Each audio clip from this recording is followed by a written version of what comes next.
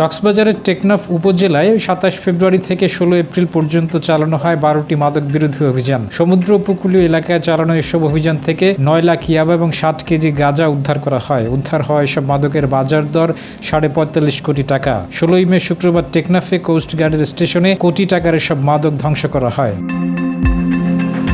মরণনেশার এসব মাদক ধ্বংস করার তথ্য নিশ্চিত করেছেন কোস্টগার্ডের পূর্ব জোনের টেকনাফ বিসিজি স্টেশনের lieutenant commander Salauddin Rashid Tanvir.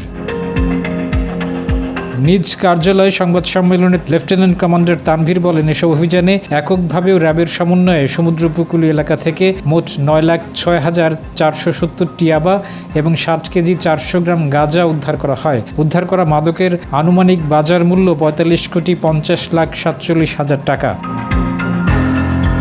Lieutenant commander Tanvir আরও বলেন, এ ঘটনায় সংশ্লিষ্ট থানায় মামলা ও সাধারণ ডায়েরি RICL TMX যুগের পর যুগ স্থাপনা থাকে মজবুত জিডি করা হয়েছে। এছাড়া আলামত হিসেবে ৯৮০টি ইয়াবা এবং ১৭৫ গ্রাম গাঁজা থানায় জমা দেওয়া হয়েছে। কক্সবাজারের মুখ্য বিচারিক হাকিম আদালতের নির্দেশে বাকি ৯,৫,৪৯০টি ইয়াবা এবং ৬০ কেজি ২২৫ গ্রাম গাঁজা ধ্বংস করা হয়েছে।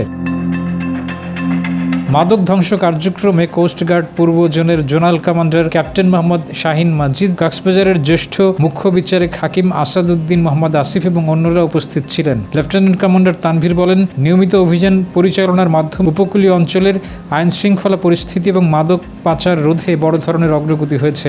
ভবিষ্যতেও ধারা অব্যাহত থাকবে। ডেস্ক রিপোর্ট, জয় দিন।